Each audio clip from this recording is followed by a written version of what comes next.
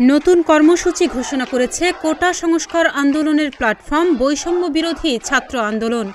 ঘোষিত কর্মসূচি অনুযায়ী শুক্রবার সারা দেশের মসজিদে মসজিদে জুমার নামাজের পর দোয়া, কবর জিয়ারত, মন্দির, গির্জাসহ সব প্রার্থনালয়ে প্রার্থনা এবং জুমার নামাজের শেষে ছাত্র জনতার গণমিছিলের ঘোষণা দেওয়া হয়েছে। বৃহস্পতিবার বিকেল ৫টা ৪০ বৈষম্য বিরোধী ছাত্র আন্দোলন পরিচালিত কোটা পুনর্বহাল চলবে না টেলিগ্রাম গ্রুপে অন্যতম সমন্বয়ক আব্দুল কাদের এই ঘোষণা দেন। বিবৃতিতে শ্রমিক, পেশাজীবী, সংস্কৃতি কর্মী, গণমাধ্যম কর্মী, মানবাধিকার কর্মী, বুদ্ধিজীবী, আলেম ওলামা সহ বাংলাদেশের সব স্তরের নাগরিকদের আগামীকালের প্রার্থনা ও ছাত্র জনতার গণমিছিল কর্মসূচিকে স্বতঃস্ফূর্তভাবে সফল করার জন্য আহ্বান জানানো হয়। মসজিদের ইমাম ও খতিবদের প্রতি আহ্বান জানিয়ে বলা হয়, আপনারা জাতির এই ক্রান্তিলগ্নে চুপ থাকবেন না। মসজিদের মিম্বর থেকে প্রতিবাদের ঘোষণা দিন। মাদ্রাসার শিক্ষক ও ছাত্রদের প্রতি আহ্বান জানাচ্ছি, আপনারাই জাতির দুর্দিনের কাণ্ডারি। এই দুঃসময়ে ঘরে বসে না থেকে গণহত্যা ও গণগ্রেপ্তারের প্রতিবাদে এবং ৯ দফা আদায়ের দাবিতে বাদ জুমা, মসজিদ ও মাদ্রাসা থেকে ছাত্র জনতার গণমিছিল বের করুন।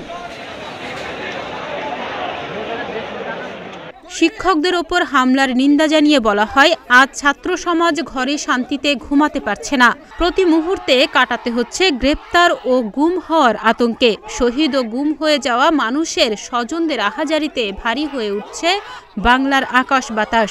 এছাড়াও আগামীর বাংলাদেশ গড়ার কারিগর, জাতির শ্রেষ্ঠ সন্তান, বিশ্ববিদ্যালয়ের সম্মানিত শিক্ষক মণ্ডলীর ওপর ক্যাম্পাসের ভেতরে হামলা করেছে পুলিশ। ঢাকা বিশ্ববিদ্যালয়ের লোক প্রশাসন বিভাগের শ্রদ্ধেয় শিক্ষিকা শেহরিন আমিন মোনামি ও নুসরাত জাহান চৌধুরীর গায়েও হাত তুলেছে পুলিশের কিছু কর্মকর্তা। এই ঘৃণ্য হামলার আমরা তীব্র নিন্দা ও প্রতিবাদ জানাচ্ছি। শিক্ষার্থী ও সাধারণ মানুষের ওপর অমানবিক নির্যাতনের কথা উল্লেখ করে বলা হয়, বরিশাল বিশ্ববিদ্যালয়ের ৬ জন সমন্বয়ক সহ অসংখ্য ছাত্র জনতাকে গতকাল গ্রেপ্তার করা হয়েছে। আজ কেন্দ্রীয় ৬ সমন্বয়ককে ডিবি কার্যালয় থেকে ছেড়ে দেওয়া হলেও এখনও ডাকসুর সাবেক সমাজসেবা সম্পাদক আক্তার হোসেন, সমন্বয়ক আরিফ সোহেল সহ অসংখ্য ছাত্র জনতাকে কারাগার ও রিমান্ডে নির্যাতন করা হচ্ছে। জুলুম নির্যাতনে নিষ্পেষিত ছাত্র জনতা মুক্তির প্রহর গুনছে। অসংখ্য ছাত্র জনতা হাসপাতালের বেডে কাতরাচ্ছে চিরতরে পঙ্গু হয়ে যাওয়ার শঙ্কা নিয়ে। অনেক ছাত্র ও সাধারণ মানুষ চোখ, কান, হাত, পা কিংবা শরীরের অন্য কোনো অঙ্গ হারিয়ে চিরতরে পঙ্গু হয়ে গেছে। এই আন্দোলন কোনো ব্যক্তিগত স্বার্থে নয়। উল্লেখ করে বলা হয়, আমাদের আন্দোলন আপনার ও আপনার সন্তানের মুক্তির জন্য। কি অপরাধ ছিল আমাদের? সাংবিধানিক অধিকার চাওয়াটা কি আমাদের অপরাধ?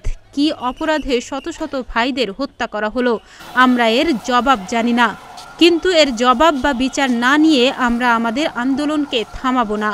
জাতির এই দুর্দিনে আন্দোলনে অংশ নেওয়ার অপরাধে শহীদ, আহত, পঙ্গু ও গ্রেপ্তার হওয়া সবার স্মরণে আগামীকাল দেশব্যাপী প্রার্থনা, কবর জিয়ারত ও ছাত্র জনতার গণমিছিল কর্মসূচি ঘোষণা করছি।